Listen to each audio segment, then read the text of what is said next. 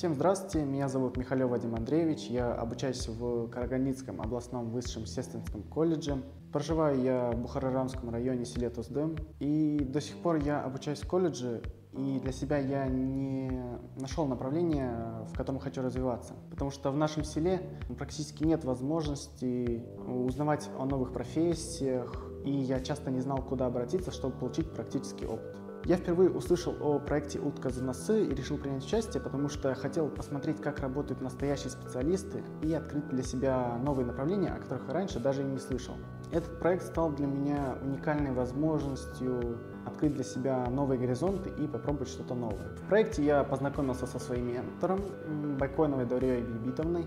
Именно она открыла для меня подологию и пробудила во мне желание развиваться именно в этой сфере.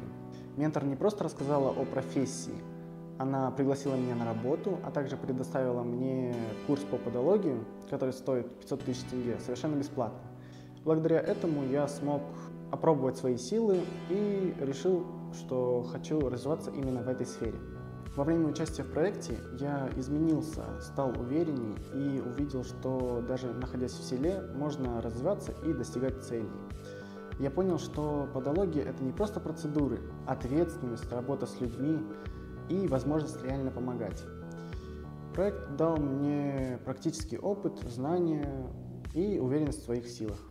Я искренне благодарен проекту «Утка за носы» и Байконовой Даурье Бибитовне за поддержку, знания и мотивацию.